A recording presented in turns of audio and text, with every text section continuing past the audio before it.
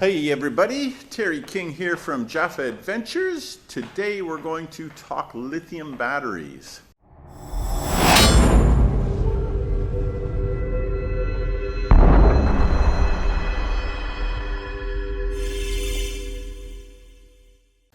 So I run two batteries, the start battery, which is just your typical lead acid battery, and an AGM battery as a second battery, and both of those are located under the bonnet. There's a 100 amp hour AGM battery and your typical lead acid start battery. And that second battery is controlled with a BC-DC 1225 charger.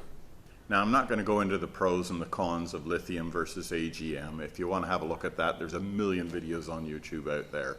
Suffice to say that I believe for my purposes a lithium battery is far superior than an AGM. So you might ask, well, if you're such a fan of lithium batteries, why do you have an AGM under the bonnet? And there's two main reasons for that. One, the cost of lithium for me has been prohibitively expensive for a long time. And secondly, I've not seen any evidence that lithium batteries can withstand the heat under the bonnet. Because the traveling that I do is a lot of remote traveling, very slow moving, so you don't get a whole lot of airflow under the bonnet of the car. Heat was always a big issue for me. So along came this iTechworld battery and the iTechworld manufacturer. Now I've got no affiliation with these guys whatsoever, but there were those two resistance points that I had. They were able to satisfy me to take the bite on purchasing the battery. So first of all, the prices dropped significantly. I think they were probably around about $1,200 or $1,300 not too long ago, a few months ago. I picked this particular battery up for $850. So still dear as poison for a battery, but as far as a lithium battery goes, it's reasonably inexpensive. I have no doubt they're going to continue to come down in price as time goes on as well. The other issue for me is heat under the bonnet, and the fact that my understanding is lithium batteries don't like heat. Now I spoke to the guys at iTechworld and said, do you warranty this battery for under bonnet installations? And the answer to that was yes. Now of course you're dealing with salespersons, and these salespersons will say anything that they want you to hear to make the purchase. But one thing that I do have is I've actually got it in writing from these guys. So if this battery fails because of heat-related issues in the next 3 years, that's how long it's warranted for, then I've got this in writing. So I'll definitely be taking that back to them. What they did suggest to me is that I wrap the battery in a reflective heat shield, of which I do have. So we'll go through that today in the installation process. What was the reason for me getting a lithium? Why couldn't I just continue to use the AGM? And the issue for me was the actual amps available when I pulled up at camp. And let's do a little bit of maths and I'll show you exactly what I mean. So let's assume that I pull up at camp and it's 4 p.m. and I leave the following morning at 8 a.m. That's a total of 16 hours sitting in one spot with no charging. I've got a 100 amp hour battery. That's the AGM battery that's under the bonnet now. At full discharge, it's 50% of that. So I have about 50 amps to play with while I'm pulled up for that 16 hours. Now let's take a look at my usage. My fridge draws about 4 amps when it's running, and let's say that it cycles at 50%. So that is going to give me 2 amps by 16-hour run time. That equals a total of 32 amps. So I'm going to use up 32 of that 50 amps while I'm camped or pulled up for camp for that 16 hours. I've got lights, charging drone batteries, those sorts of things. Let's just say that uses up another 4 amps. That takes me to 36 amps that I've used up out of my total of 50. And last but not least, I've got a travel buddy. Let's say I want to cook a roast on the travel buddy, and that takes 3 hours to cook that roast. That pulls 6 amps.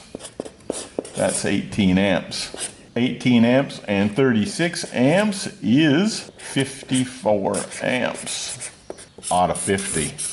So as you can see, During that period, when I'm pulled up for camp for 16 hours, I've discharged that battery fully. Now I'm running solar panels. I've got 500 watts total of solar, so I can charge that back up easily enough.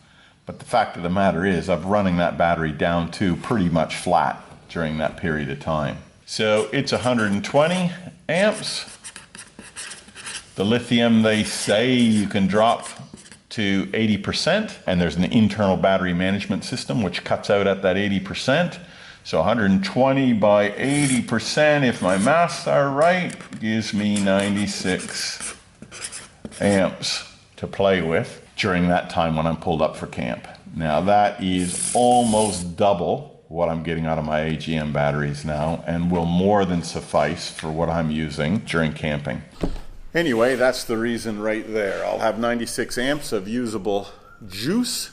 At the moment, I've got 50 amps of usable juice, and I'm using everything up. What we'll do now is I'll take this sucker out of the box, we'll have a look at it, and we'll get to installing it in the cruiser. All right, let's open this sucker up.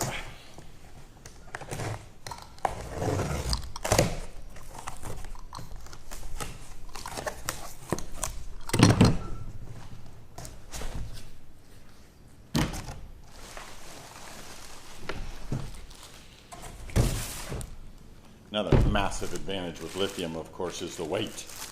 This sucker weighs 13 kilos, and that AGM that I've got in there, I don't know how much it weighs, but it's a crap load more than that. Good old instructions on how to install it. I think I can probably manage. And there we have it. Set of M8 bolts for the terminals, which is what my AGM has on it at the moment, so it works good. Now the height and the width of the battery is no problem fitting in the cruiser whatsoever, but the length, that's going to be tricky. This battery is 330 mil long, and the one that's in the cruiser now is 310 mil, and it's a tight fit already. So I'm hopeful that I've got another 20 mil, 10 mil on either side to allow this to fit in there. But we'll give it a crack and see what happens. All right, take off this shroud with these fancy little Toyota push-in clips. There's the BC-DC charger at the moment. That's been a pretty successful location to be mounted. I know it does get a little bit of weather, obviously, because it's sitting in the grill, but I have heard of second batteries not charging when the BC-DC units overheat, and I've never had an overheating problem with it sitting in that spot. So we'll keep her there, I think. Got a battery management unit, and that is the shunt for the battery management unit. That's a fuse for the main line that runs to the back of the car, and that positive there runs to the fuse box. So let's disconnect this sucker and pull him out.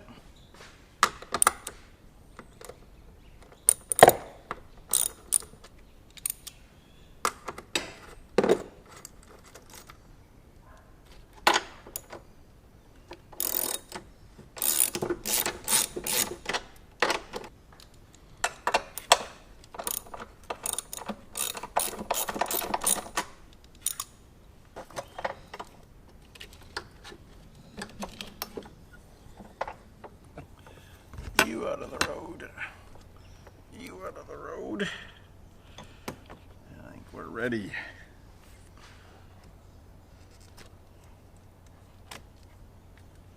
Yeah, it's time to blow a foo-foo valve pulling this out. Oi. Oi.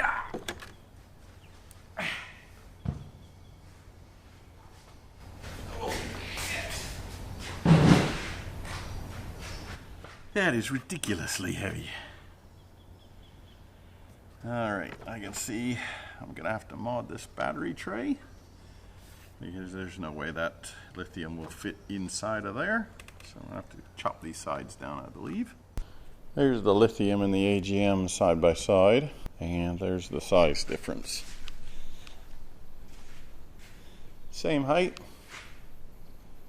about 20 mil longer, and pretty much exactly the same width. So I've just dropped the battery in there really quick as a quick test fit, and it actually does fit, so that's sweet. I'll pull it back out, I'll put that heat shield on that I talked about a little bit earlier, and mount them in there permanently. There's the standard 200 series battery tray. Width fits no problem. Length, nah, ain't gonna happen. So as I said, I'll have to chop these two ends off to allow the battery to overhang. Alright, we'll just trim up this battery tray.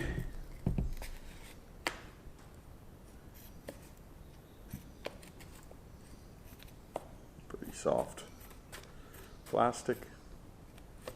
Should have nothing that a decent pair of scissors can't handle. Alright, make sure the battery fits in there. Lovely. Perfect. Get ourselves a rag. Clean all the red dust off. Alright. Next step, we'll wrap this battery. And that's the roll of insulation that I'll use to cover over the battery, as the guys at iTechworld suggested. On one side it's just got a bit of, I guess it's aluminium, and on the other side it's just sticky.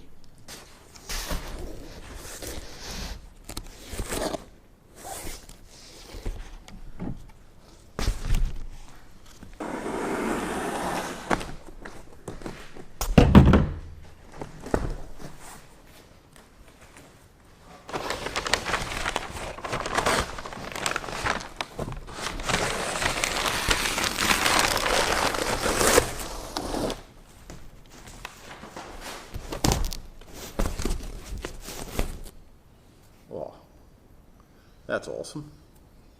Bye-bye fingerprints. All right, the stuff's gonna stick. No turning back now.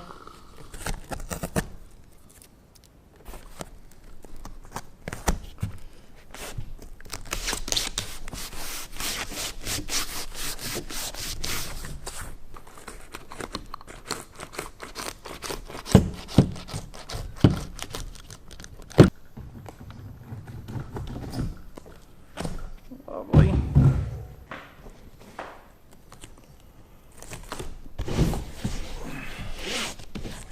It's like wrapping a Christmas present.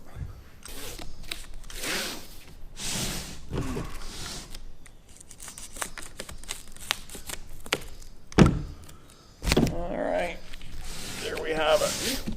One wrapped lithium battery, ready to be dropped into the truck. Drop the battery box in. Like so and like so. Very good. Tuck everybody out of the way that needs to be tucked out of the way. Man, look at that. You can actually lift this thing with one hand. Unbelievable.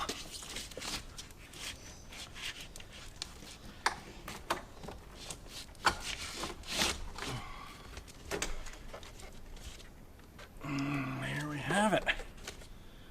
Fits like a glove. Take this strap off. Get it out of the road. There we go. Strap out of the road. Okay, I can see the first slight issue, and that is the height. That is sitting a little proud by about an inch. So I can either bend that bracket down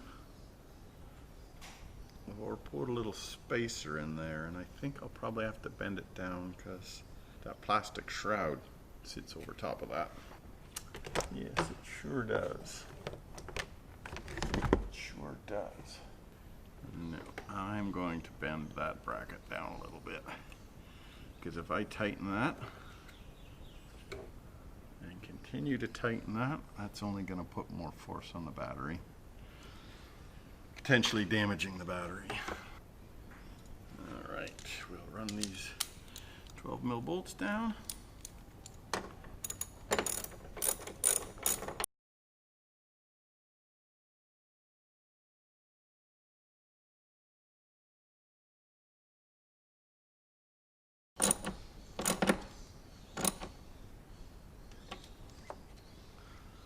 Done. Done, done, and done.